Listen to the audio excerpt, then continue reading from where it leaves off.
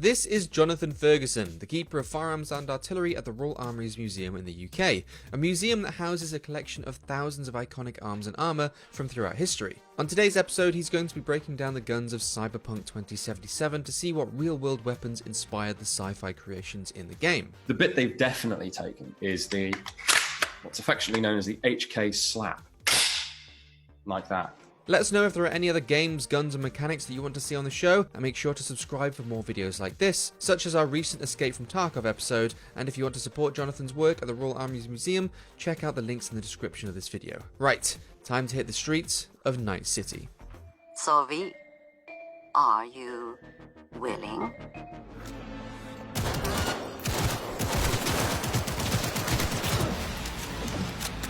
Okay, I'm going to invoke the new catchphrase and pause. Just want to say about the pistol, it's a machine pistol, or a fully automatic pistol, and it's kind of chugging along at a very, very slow rate of fire. A bolt of that size and mass, propelled by any kind of cartridge that propels a bullet worth a damn, is going to send that bolt flying back and forth at a much higher rate. So machine pistols like this are typically more than 1,000 rounds per minute, and this thing's chugging along at, I don't know, 300 or 400. We've also got an interesting ejection pattern for the empty cartridge cases. The ejection is going straight up. Now, in a first-person shooter, first-person RPG type setting, that's quite distracting and detracts from your ability to aim. In real life, it's really not a problem. Things that eject vertically include the Luger pistol, which can land hot cartridge cases in your hair. And the Scorpion machine pistol / submachine gun tends to eject violently straight up. So it's not unheard of. It's interesting to me when things that happen in games that are a problem aren't actually a problem in real life. So I think perfectly serviceable near future handgun. It's maybe a bit big and bulky. In the current era, for guns to carry around, they're quite compact. This is bigger than like a service handgun for an armed force. Just quickly on the sights, they're very conventional. They really look like current night sights. So they're glowing so that you can pick them up in low light. But they're not doing anything particularly sci-fi. I imagine they're upgradable so that they are more sci-fi. Ladies and gentlemen, Jackie Wells. Okay, I'm going to pause there. Right, we've got a new weapon to me anyway. I believe it's a submachine gun in the game, but the depth of the magazine, front to back, suggests that's probably an assault rifle or perhaps something like the P90 cartridge, which is quite long, to be fair. So, hey, the game says it's a submachine gun. Who am I to argue? It's a bullpup, so we've got the working parts behind the trigger. It's like an Uber bullpup in that the magazine is attached right at the back of the receiver, which at first glance has you scratching your head or thinking, well, that's impossible. It's actually not impossible. There is one firearm and one firearm only that I know of that resembles this configuration, which is the TKB-022, which is a Russian prototype bullpup. And it has the magazine right at the back of the gun as well. Now that's because it's got a vertically sliding breech block. So the bolt goes up and down to feed rounds into the chamber. Now, I don't know if the developers got us so far as to think how the action of the gun works and whether what they've designed makes any logical sense. No reason why they would have to do that. It's fiction after all. But technically a very interesting design. So in this, it's a bullpup, and it has a trigger-shaped cocking handle on the top and a sort of carrying handle on the top. It does resemble our old friend, the FAMAS. Here is the FAMAS, a product of the 1970s, as we have explained in previous videos. So this was always a very sci-fi looking gun. So I dare say there is some inspiration with this weapon. For people who aren't intimately familiar with firearms, you could stick this in a game as is in a science fiction shooter, and a lot of people would assume it was a gun from the future, I think. But then I am getting old.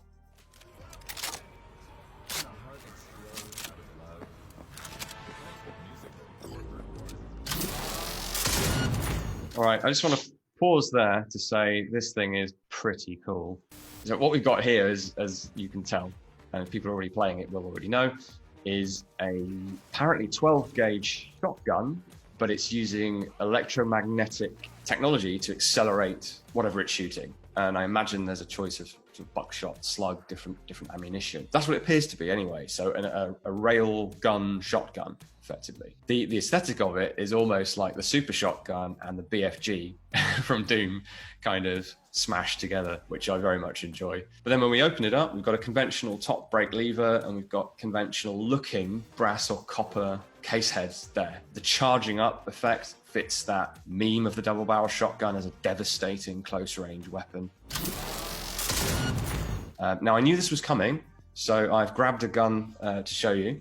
I've gone for what I think we would probably call a Howder pistol. 2 triggers for the 2 hammers, so it's mechanically very simple. So an old idea. This would be a very serviceable close combat weapon, just as we see on screen. Major difference, I suppose, is this saw handle. It allows recoil control, because something like this, especially if you're going to try and pull 2 triggers at the same time, which you can do with this, means a lot of recoil, which tends to tip up. So this stops the gun from pivoting upwards and out of your hand, perhaps. Yeah, so a really interesting historic firearm that I just thought people might want to see.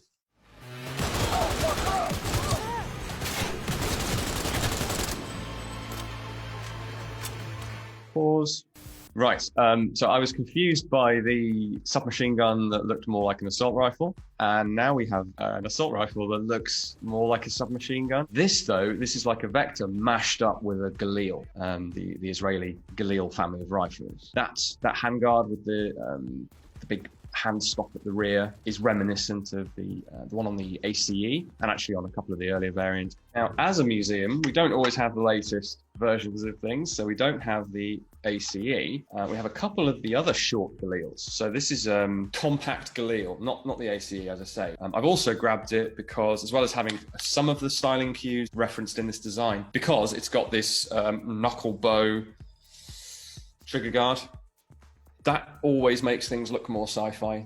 Some of the guns are clearly meant to use a lot of polymer in their design. This is quite an 80s looking gun. We've got what appears to be a stamped steel receiver, which is very much 60s, 70s, 80s technology. But we have some very futuristic curves and greeblies on there that make it look more sci-fi. Get out.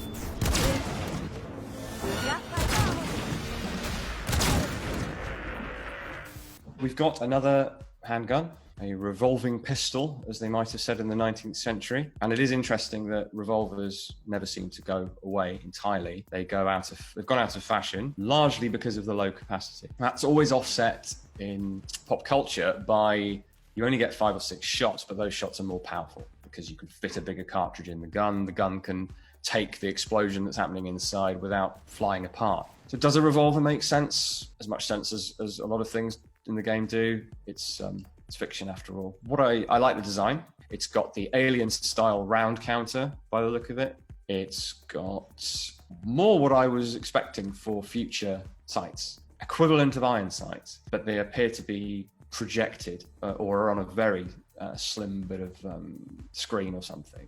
But you've got a crosshair reticle, floats in midair above your gun. That's what you want. That's where we will be going.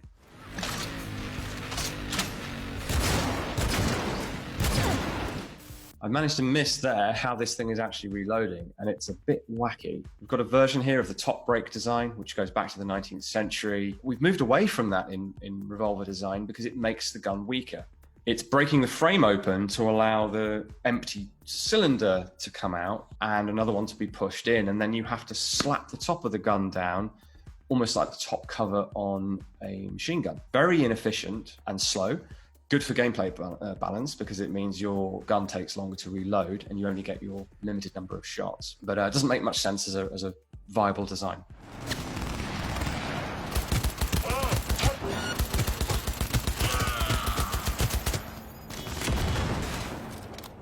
I'm going to pause there. Obviously a futuristic assault rifle. It's a bit of a mashup of different features. So it has one very obvious feature that we'll deal with right away. This is an AKM, and the rough curvature and configuration of the magazine is clearly inspired by the AK and its derivatives. But obviously, this is by no means a futuristic AK that we have in front of us. At the rear, we've got features very reminiscent of a modern AR-15. And just a few sort of extrapolated features from different designs, I think. The handguard, front handguard, almost looks a little bit SA-80. And I know that the original pen and paper game had as one of its futuristic weapons just an SA-80 with a different name. So maybe that's a callback to the old school game. The sort of the bulk of the gun being sort of front heavy gives it quite a distinctive look. Now, whether the back of the gun actually has enough space for a firing mechanism to work within is a little unclear. It looks a little bit stubby at the back. Most of that seems to be stock, but don't know. It's the future. Don't know how these things work yet. What we also see is the reloading technique, where you take a fresh magazine and you slap the magazine catch, push out the empty, and then rock in your new magazine. The reason that technique was developed is because that magazine system is quite slow to reload. Very secure. You know when the magazine's on the gun, it's not going to drop out, but it doesn't beat pressing a button to drop the magazine out and having another one ready to push in. So it's surprising that a future weapon would use this arguably antiquated system. Another submachine gun, quite an unusual looking design from the first person view, but I can see from the HUD what it's taking its inspiration from, or at least partly. Looking rather a lot like sci-fied up UMP, Heckler & Koch UMP. So resembling the weapon, the bit they've definitely taken is what's affectionately known as the HK slap. So with the bolt locked open in this position, pretty much as we see here, and we see not the open hand, slap the cocking handle, but Neo's closed fist approach from the Matrix, like that, which looks cool and does the job. That HK slap is actually in the manual for the MP5. There's a lot of a debate over whether you should or shouldn't do it. German armed forces trained that you should not do it, but H&K themselves say that you should. Speaking of style points, we have what's now become known as the wick flick. So we press the magazine release, which you can't really do with the real UMP because it doesn't have a button, it has a paddle. And then we flick the gun off to the right and the magazine goes flying out. You've seen it in the movies. And then you bring it back to the other side to put the next magazine in. In theory, it's if in case a magazine sticks in the gun and prevents you very rapidly reloading, you flick the gun. Often done for style points, I suspect. We're on to something that I've just seen is called the Crusher. Why not? It's a shotgun. It needs a silly macho name. This is reminiscent of some real world riot or close quarters combat or even door breaching shotguns that are super short. The design of the receiver is typical of a modern self-loading shotgun, some of them anyway. We've got a cocking handle on the left-hand side. We've got a big chunky polymer magazine that's yellow, which normally would denote some sort of less lethal thing. The famously yellow less lethal gun is the taser shotgun, which we don't see anymore. It's quite hard to dress up a shotgun to make it look sci-fi, so I think they've done a good job here. Let's see how it works. Oh, I'm gonna have to pause there. Good grief. We've just seen, and I think in popular culture, this is partly why shotguns are a thing more than they are in the real world for fighting people with. We have this perception that they will take off a limb, which is what we just saw there. In reality, the reality is both less horrific and more horrific than that, in that you cannot cleanly sever a limb with a firearm. It will do horrific damage to human tissue that we won't go into, but it would not work as we see there.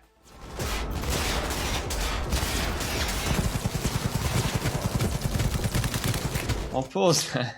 We've got here the idea of the smart bullet. It's a guided projectile. This is something that doesn't exist in use, but about 10 years ago, DARPA in America did produce a steerable 50 caliber bullet, which had inflatable rings on it in order to change air resistance and turn the bullet. We've of course seen this in various science fiction properties as well. Hit your target, you fire over cover, and the projectile steers itself to the target. I don't know if that will ever become a reality for combat infantry, it's not too far a leap to suggest that a steerable underbarrel missile, there is in fact a prototype out there of exactly that. Now that hasn't gone anywhere yet, but that doesn't mean that it won't in the future. The computer tracking systems now are sophisticated enough already to track a moving target. So we're already somewhat on the way to this type of technology, but it's a way off in the way that it's depicted here. But really adds to gameplay opportunities, of course, when you can hide behind cover and shoot someone behind cover as well, perhaps.